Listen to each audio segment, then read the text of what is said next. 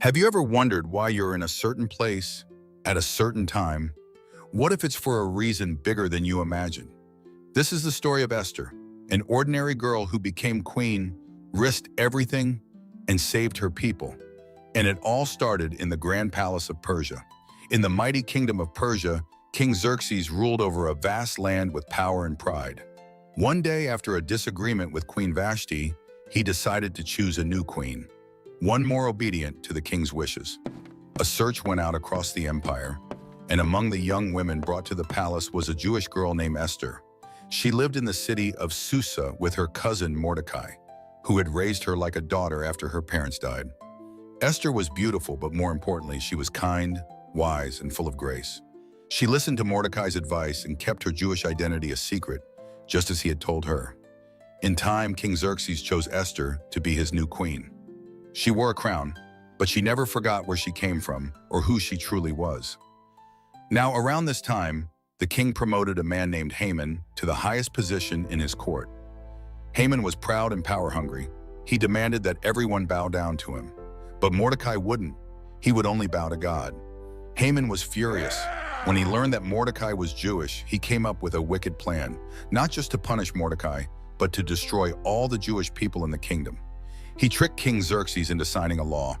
On a certain day, everyone in Persia could attack the Jews. The law could not be changed. Fear spread across the land. Mordecai tore his clothes, put on sackcloth, and wept outside the palace gate. He sent word to Esther, urging her to go to the king and beg for mercy. But there was a problem. No one could approach the king without being invited. If Esther went uninvited, she could be killed. Esther was scared, but Mordecai sent her a powerful message. If you keep silent, help will come from somewhere else. But who knows? Maybe you were made queen for such a time as this. Those words changed everything. Esther asked Mordecai and all the Jews to fast for 3 days. She would fast too. Then, with courage in her heart, she put on her royal robes and walked into the king's court, uninvited. The room fell silent. The king looked up and smiled. He held out his golden scepter. Esther was safe. Instead of blurting out the problem, Esther invited the king and Haman to a special banquet. At the meal, she didn't reveal her request. She invited them again for dinner the next day. Haman, full of pride, bragged to his family about his invitation to dine with the king and queen. But when he saw Mordecai again and Mordecai still didn't bow, his anger burned even hotter.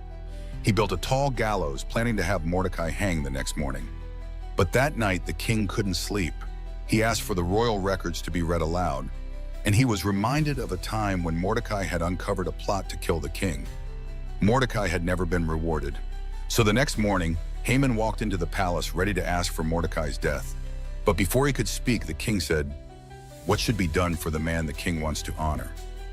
Haman, thinking the king meant him, described a grand celebration, royal robes, a parade through the city, praise for all to hear. The king said, "Perfect. Do that for Mordecai." Haman was humiliated. That evening at the second banquet, the king asked Esther again, "What is your request? Even up to half my kingdom, it's yours." Esther took a deep breath and spoke, "If I have found favor with you, spare my life and the lives of my people. We have been sold to be destroyed." The king was shocked. Who would do such a thing? Esther turned to Haman, "This evil man, our enemy." The room exploded with anger. Haman begged for his life, but the king ordered that he be taken away.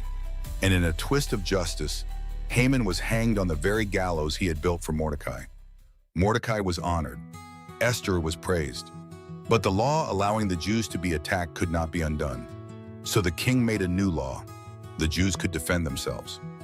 When the day came, God gave the Jewish people victory. They were saved.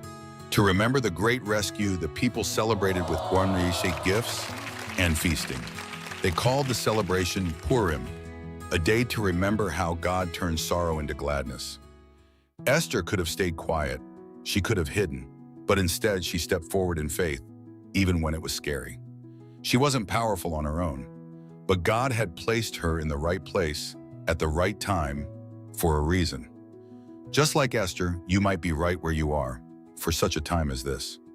When we trust God and stand up for what's right, we can make a difference, no matter who we are.